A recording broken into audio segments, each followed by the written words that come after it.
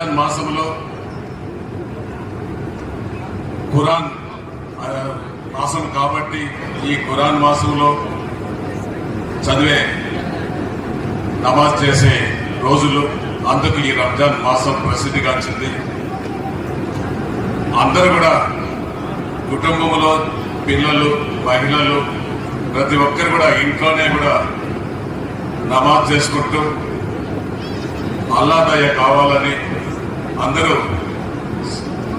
కుటుంబ సభ్యులతో పాటు ప్రపంచవ్యాప్తంగా ఉన్న